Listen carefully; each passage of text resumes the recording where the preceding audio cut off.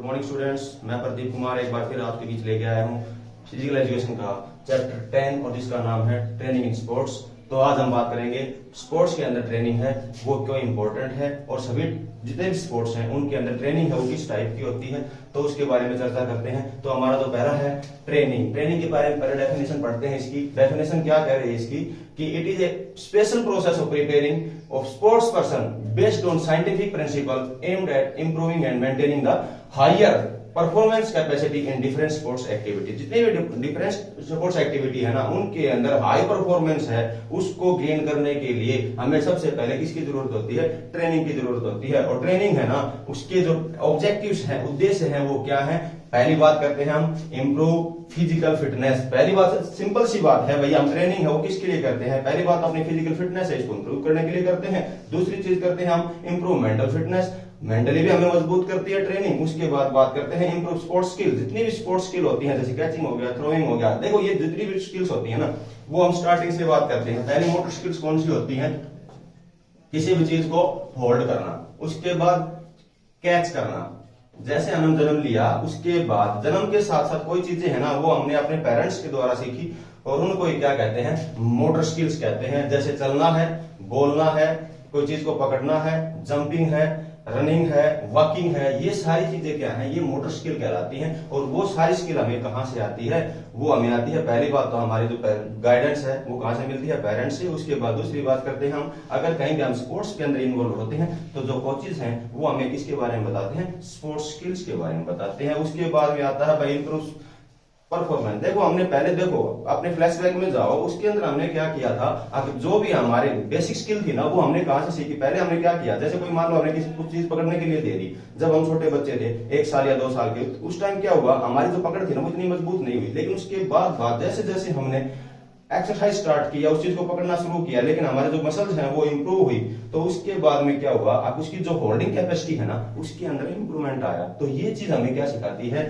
जो ट्रेनिंग है ना, एक चीज की हम बार बार एक्सरसाइज करते हैं, बार बार प्रैक्टिस करते हैं, तो वो हमारी क्या हो गई, इंप्रूव परफॉर्मेंस हो गई। ठीक है। उसके बाद आता है इंप्रूव टैक्टिकल एफिशिएंसी। ये टैक्टिकल एफिशिएंसी क्या होता है, जब भी आप कोई स्पोर्ट टूर्नामेंट खेलते हैं तो उसके अंदर बहुत सी चीजें ऐसी होती हैं, जैसे अगले के माइंड को पढ़ना कि अगला जो है उसने क्या रणनीति बना रखी है और हमने उसको कैसे उससे बचना है। ठीक है।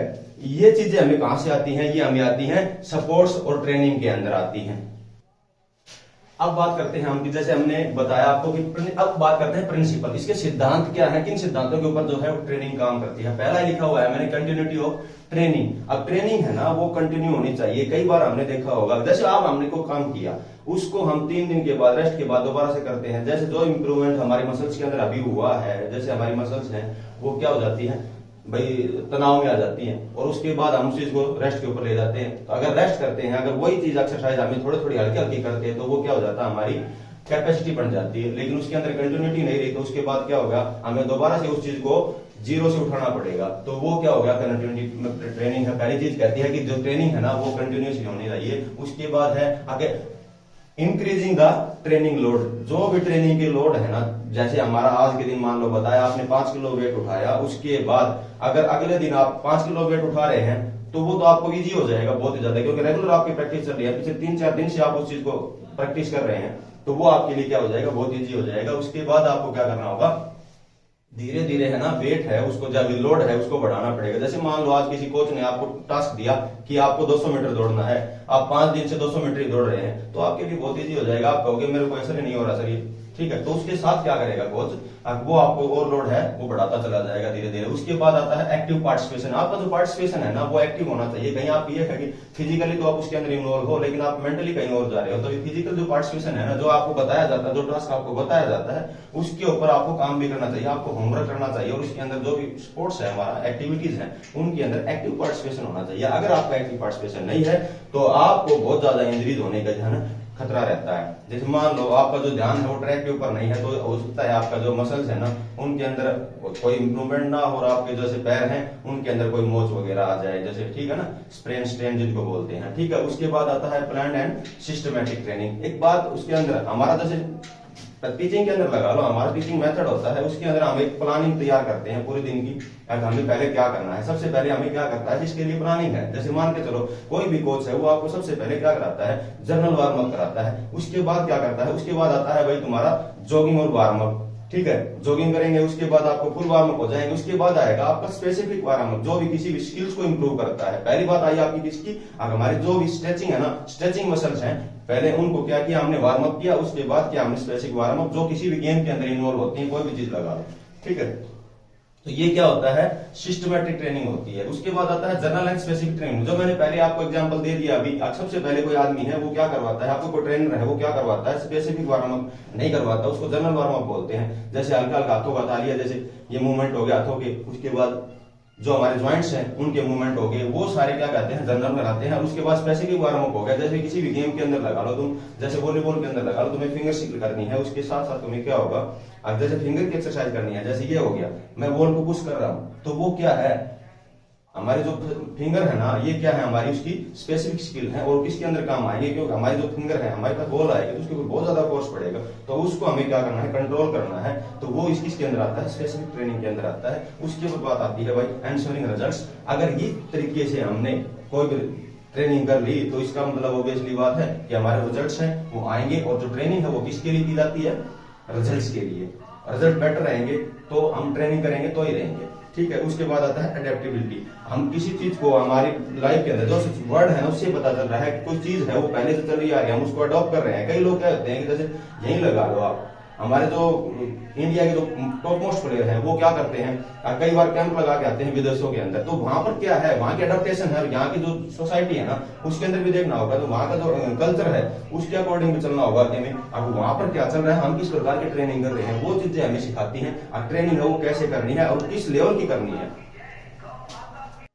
अब उसके बाद बात करते हैं भाई इसकी जो कैरेक्टरिस्टिक्स ऑफ स्पोर्ट ट्रेनिंग, विशेषताएं क्या है इसकी, अब भाई क्या क्या विशेषताएं हैं, क्यों जरूरी है, आप क्यों करवाई जाए। एक तो बात करते हैं भाई, पहली अचीवमेंट है जो किसके लिए है, परफॉर्मेंस को, हायर परफॉर्मेंस अचीव करने के लिए किसके लिए की जाती है ट्रेनिंग, हाई परफॉर्मेंस अचीव करने के लिए। जैसे हम बात कर रहे हैं, अगर धीरे धीरे स्टेज होती है, पहले हम बात करते हैं भाई लोकल लेवल पे खेलते हैं, उसके बाद क्या किया हमने, बेसिक चीजें सीखी, मोटर जिसको स्किल्स बोलते थे, उसके बाद धीरे धीरे क्या किया हमने, उस चीज को अच्छे से पकड़ना स्टार्ट किया। उसके बाद में और हमने जैसे प्रैक्टिस स्टार्ट की तो हमें हमारे अंदर एफिशिएंसी आ गई, उसके बाद पर हमारी परफॉर्मेंस है वो बढ़ती चली जाएगी। तो ये हाई परफॉर्मेंस है ना उसको एनहांस करती है। उसके बाद क्या करते हैं, साइंटिफिक प्रोसेस है, बिल्कुल सच्चाई है ये भाई। अब जितने भी जो ये प्रिंसिपल लिखे थे हमने पहले, वो सारे क्या थे, साइंटिफिक थे। ये नहीं किसी ने मतलब उसको प्रूव करके उसके बाद साबित किया है, उसके बाद चीजें अप्लाई हुई है किसके अंदर, ट्रेनिंग के अंदर। उसके बाद आती है एजुकेशनल प्रोसेस है, सभी जितने भी दार्शनिक हैं उन्होंने क्या किया, इसके अंदर जितनी भी जो दी है थ्योरी दी थी, मैंने पहले बताया था तुम्हें कि ये सारी चीजें किसके अंदर आती हैं, एजुकेशनल प्रोसेस के अंदर भी आती हैं। उसके बाद आता है development of Indian talent, hidden talent sorry. इसके अंदर क्या था, जो हिडन टैलेंट है ना, हमें नहीं पता कि इस बच्चे के अंदर क्या है, लेकिन इसके अंदर मैंने तुम्हें एक पहले बताया था, AAPHAR एक ऑफर टेस्ट होता है जिसको American alliance for physical health and recreation बोलते हैं, और वो किसने डेवलप किया था, अमेरिका ने किया था। उससे क्या पता चलता है, उसके अंदर हमारे जो हरियाणा के अंदर जितने भी टेस्ट होते हैं, मान लो फिजिकल के अंदर, not Haryana, all over India या वर्ल्ड, सभी क्या करते हैं, इसको अप्लाई करते हैं। इससे सभी चीजों का पता चल जाता है, और वो कौन कौन सी चीजें हैं इसके बारे में हम डिस्कस करेंगे। तो नीचे लिखो, ये स्ट्रेंथ, एंड्योरेंस, स्पीड, फ्लेक्सिबिलिटी और एजिलिटी, ये सारी चीजें किसके अंदर आती हैं, हिडन टैलेंट के अंदर आती हैं। किसी को नहीं पता किसके अंदर क्या है, लेकिन जब उनको टेस्ट लेंगे ना तो हमें पता चलेगा आप उसके अंदर कौन सी चीज है वो अच्छी है, और उसी के अनुसार उसको क्या करना है, स्पेसिफिक गेम है उसके अंदर डालना होता है। ठीक है, उसके बाद कोच है, उसका इंपॉर्टेंट रोल होता है इस चीज के अंदर, कि कोच है, बिना कोच के तो कुछ कर ही नहीं पाएंगे। जिसने भी कोच का साथ छोड़ा है, कोच है वो जो प्लेयर है ना उसको वर्ल्ड लेवल का बनाता है। अगर कोच ने साथ छोड़ दिया तो वो प्लेयर है वो क्या है, खत्म हो जाएगा, उसकी परफॉर्मेंस है वो वहीं पर रुक जाएगी, क्योंकि उसको खुद को पता ही नहीं है कि कहाँ कहाँ कमी है। और जो कोच है वो उस चीज का लाइव एग्जांपल है, उसने उस चीज को रियलाइज किया है कि भाई कहाँ पर मैंने कमी की थी जिसकी वजह से मैं एक अच्छा प्लेयर है या फिर उससे बेटर प्लेयर नहीं बन पाया और अच्छा परफॉर्म नहीं कर पाया। तो कोच उसको डिफाइन करेगा कि आपने कहाँ गलतियां की थी। और उसके बाद क्या है, इंडिविजुअल स्पेसिफिक, मतलब जो भी कोई पर्टिकुलर किसी एक बंदे के लिए भी हो सकता है और सभी के लिए भी हो सकता है, लेकिन एक इंडिविजुअल को परफॉर्म को सुधारने के लिए क्या होता है, हमें ट्रेनिंग की जरूरत होती है। ठीक है, अब उसके बाद में बात करते हैं, मैंने पहले ही बताया था कि जो टेस्ट है वो क्या करता है, हमारी कौन कौन सी चीजें हैं उनकी जानकारी देता है। पहली बात है ये फिजिकल फिटनेस है, दो चीज मैंने पहले बताई थी, फिजिकल फिटनेस और फिजिकल वेलनेस। बेटा दो वर्ड हैं ये फिजिकल के अंदर बहुत इंपॉर्टेंट है। फिजिकल फिटनेस के कंपोनेंट हैं वो ये जो मैंने लिख रखे हैं 5 हैं, हम पहले भी डिस्कस कर चुके हैं इसके बारे में। उसके अंदर पहली बात आती है स्ट्रेंथ, दूसरी बात आती है एंडोरेंस, तीसरी बात आती है स्पीड की, और फ्लेक्सिबिलिटी और एजिलिटी। एजिलिटी को कह सकते हैं हम कोऑर्डिनेटिव एबिलिटीज। ठीक है, ये किसके पार्ट थे, अपने फिटनेस के। अगर कोई बंदा फिट है तो उसके अंदर क्या चीज देखेंगे हम, ये 5 चीज देखेंगे, स्ट्रेंथ कितनी है, एंडोरेंस कितनी है, स्पीड कितनी है, फ्लेक्सिबिलिटी कितनी है, एजिलिटी कितनी है। उसके बाद में बात करते हैं वेलनेस। वेलनेस किसको इफेक्ट करती है, भैया बता देता हूँ। WHO ने कुछ चीज बताई होंगी तुम्हें, कौन कौन सा बंदे हैं वो स्वस्थ है, हेल्दी है। तो उसके अंदर बताई थी उन्होंने, पहली बात बताई थी फिजिकल, दूसरी मेंटल, तीसरा सोशल, और लास्ट में तुम लिख सकते हो WHO ने नहीं बताया यो इमोशनल। 4 चीजें थी ना, ये किसको इंप्रूव करती हैं, हमारे जो वेलनेस है उसको इफेक्ट करती हैं, और जो फिटनेस है उसको कौन सी चीजें इफेक्ट करती हैं, स्ट्रेंथ, एंडोरेंस, स्पीड, फ्लेक्सिबिलिटी और एजिलिटी। तो एक एक करके हम इसके बारे में पढ़ेंगे। पहले पढ़ते हैं स्ट्रेंथ के बारे में।